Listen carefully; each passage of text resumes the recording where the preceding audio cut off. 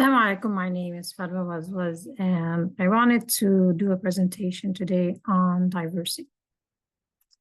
This is because of the facade of diversity that we promote here in the United States, as though if one looks across the world, they don't see diversity. Diversity exists everywhere. There are countries of various, diverse, if you will, races that we see, and, ways of life. If we want to promote diversity, then we can role model respect and what is the word I'm trying to look for here? Like, instead of sitting here and looking for ways to make a clone of ourselves and then color it with another color or teach it a different language, but it's really a clone of who we are. We can respect the diversity that we see around us. It already exists. There are already African leaders in Africa. Do we respect them, respect their authority, their leadership, or do we undermine it? If we look to Latin America, there are already leaders in Latin America. Do we respect Latin America and respect their right to lead, their decisions that they make, or do we undermine it? In the Middle East, Arab countries, do we respect Arabs to be, the leaders within the Arab world and allow them to flourish and promote, respect of borders, respect of each person's sovereignty, each country's sovereignty? Or do we undermine it and destabilize it? If we open our eyes and we look at the global community, diversity, not just as human beings, but diversity exists everywhere. And something that's very important, which is why I started with this verse. Our Lord is he who gave each thing its form and then guided it. If you go through the Quran, God tells us about how he inspired the bees, how he inspired this animal, and that animal, and this animal. And I'm using animals because we're getting into this back and forth of, people being treated as animals. But that's not really what the issue that we are facing. God created animals, and I'm going to show you a documentary soon. If you remove humans and just let the animals as God taught them and guided each one with its form and how to live and how to survive, you'll find that each animal has not just guidance on how to survive, but guidance on how to protect itself. Why? Because if we're promoting and we're turning Israel has a right to defend itself, it kind of becomes like a neon god, if you will. It becomes a neon god. The question is not whether Israel has a right to defend itself. The question is, do the other diverse people across the globe have a right to defend themselves from Israel, from the United States, from Germany, from the UK, from Western nations? Do they have a right to defend themselves? What's apparent and clear, and again,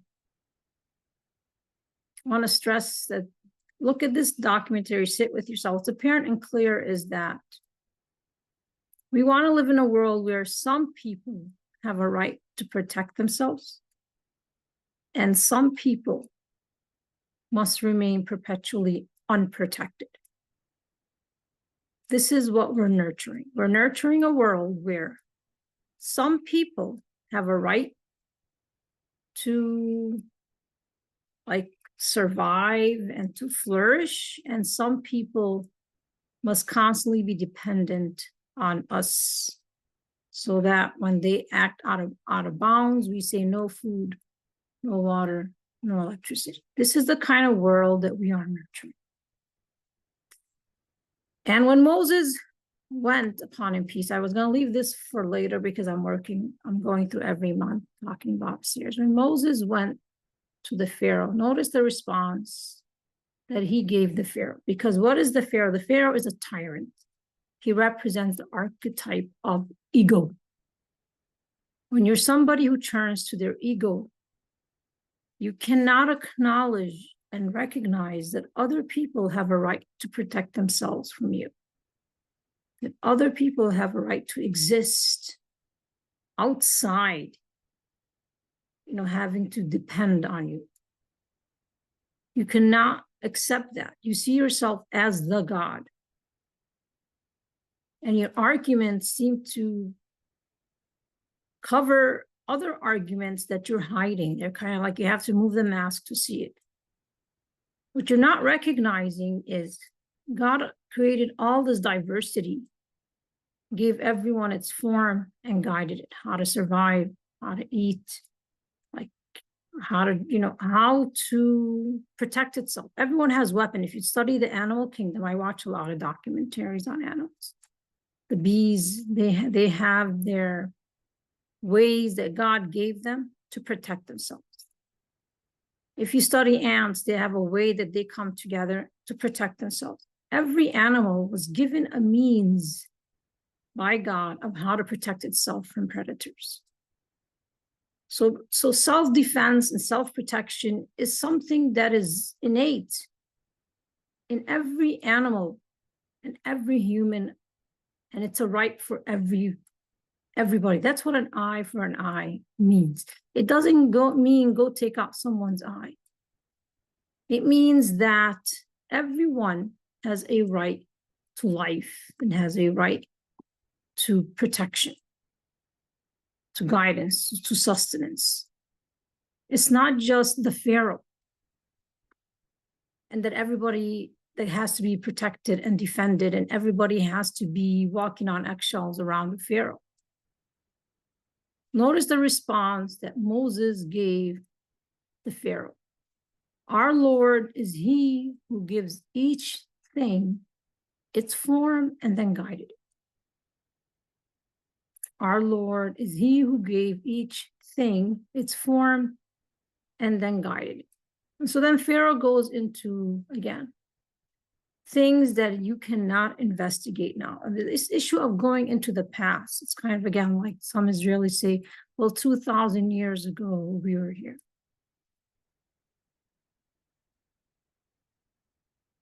Moses says, the knowledge thereof is with my Lord in a record, my Lord neither errs nor forgets. It is he who has made for you the earth as a bed spread out and inserted therein for you roadways, sent down from the sky rain, and produced thereby categories of various plants. Eat therefrom and pasture your livestock. Indeed, in that are signs for the intelligent. So if you just look around the global community, you will see the signs of life all around you. And they don't depend upon you. They depend upon God. But the Pharaoh represents an ego or a person or a group that wants everything in society, everything in the world to depend upon it. All the life sustenance depend upon it. That's what it wants. It wants to be protected, but everybody to be unprotected, in need of it. And you're given food, water, whatever, if you are subjugated to the Pharaoh. God gave us a sign not too long ago.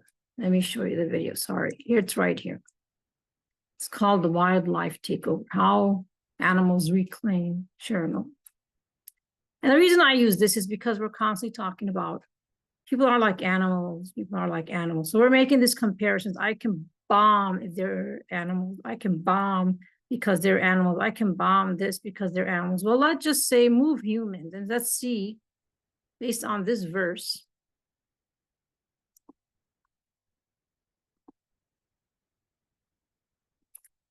our Lord is he who gave each thing its form and guided it.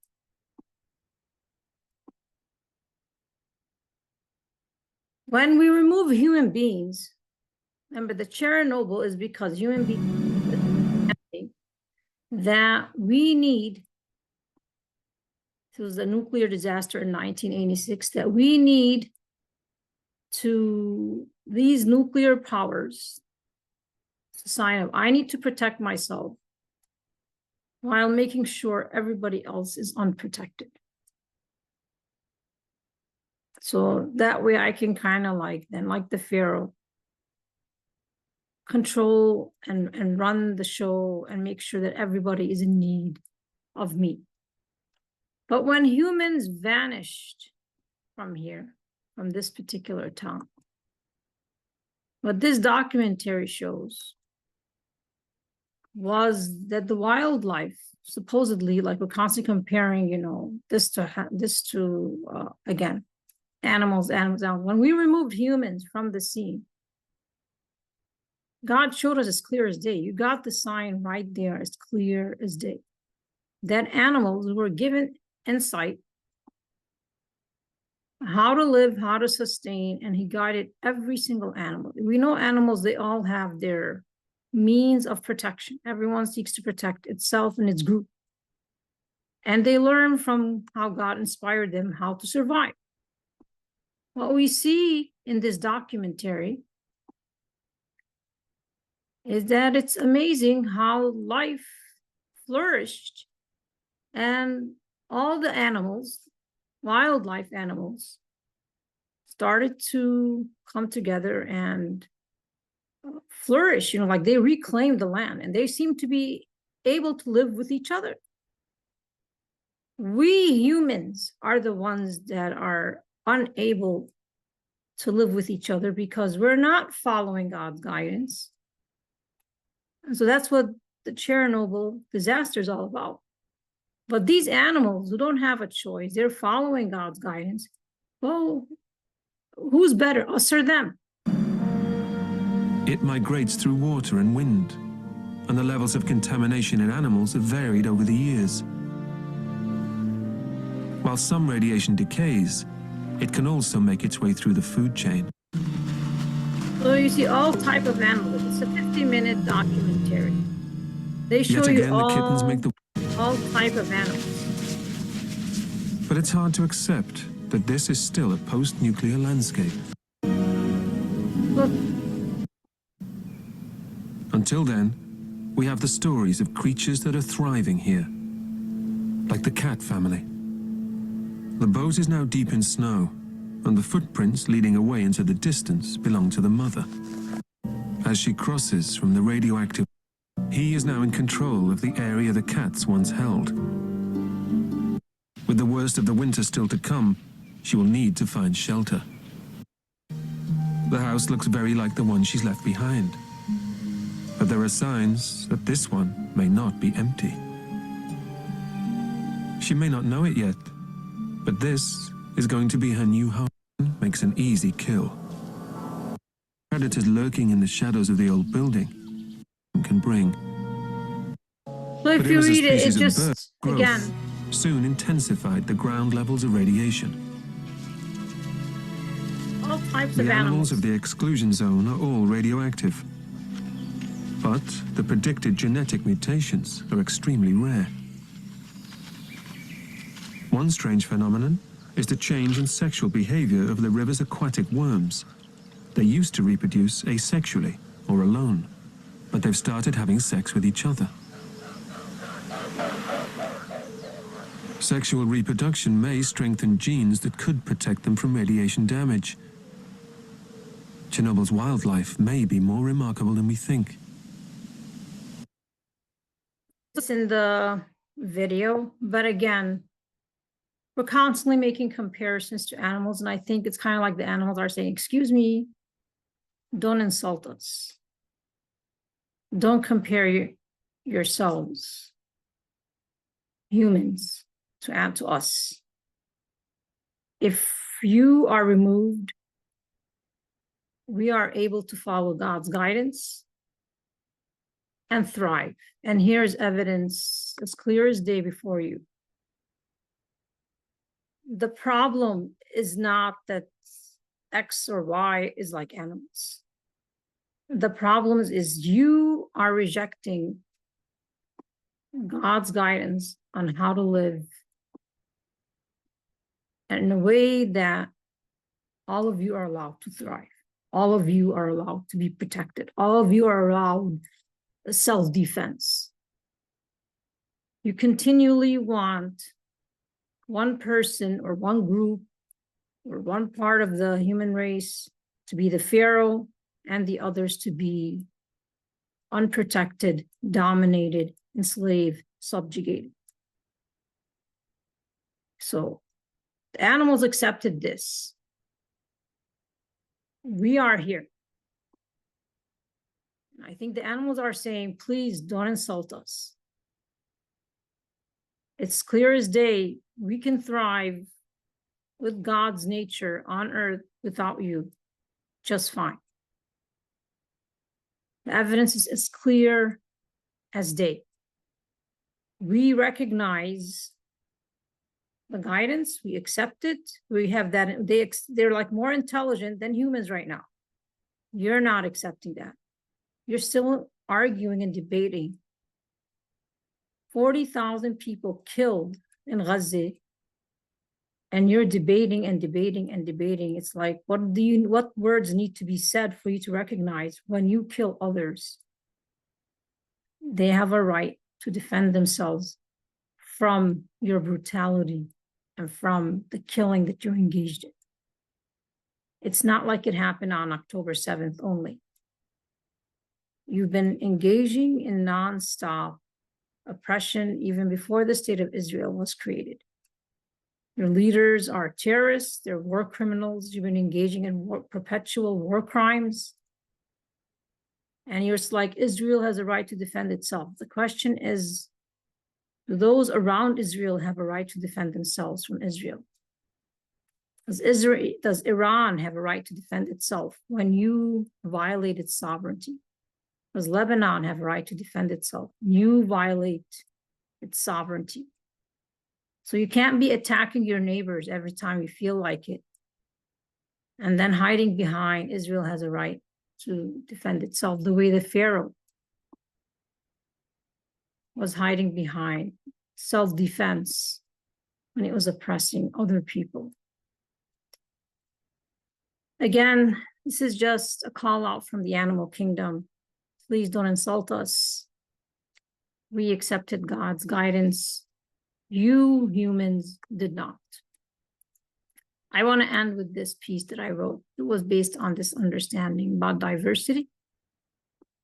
The verses from the Quran is chapter 35, titled Fatir or Originator. Seest thou not, Allah sends down rain from the sky. With it, we then bring out produce of various colors, and in mountains are tracks, white and red. Excuse me, I'll put this up. Of various shades of color, black and intense. In who? And human beings too, and beasts, and cattle diverse are their hues. From among his servants, it is only those who know that fear Allah. Surely Allah is most mighty, most forgiving. Again, the verses point to the fact that diversity within the universe created by Allah. It's all over. You don't need to like we made it sound like all over the world there's no diversity. And then when Obama came, we love diversity. Well, they're African leaders in Africa. We never showed them respect. We were always plotting and planning how to undermine them if they don't do our will.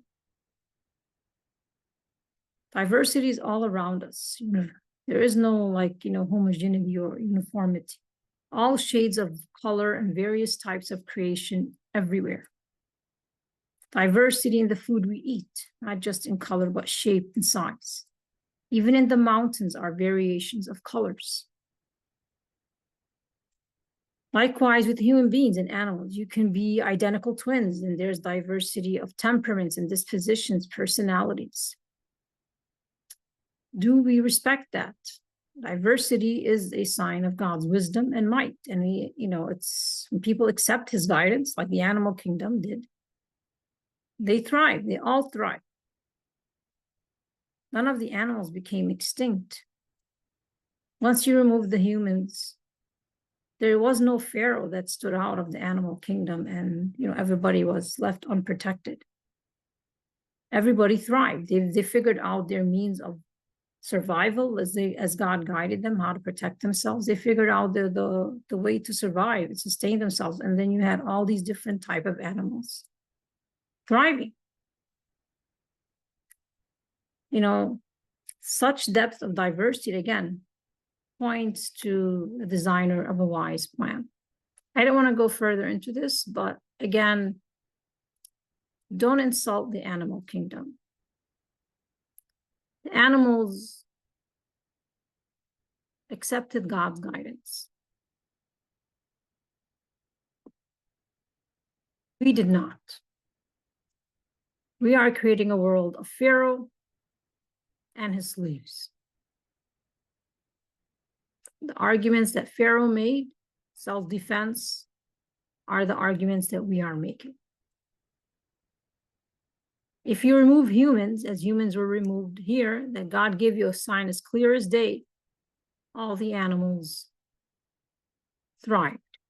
You can go watch the documentary. I'll put it in a link in the YouTube description. So this video will be titled,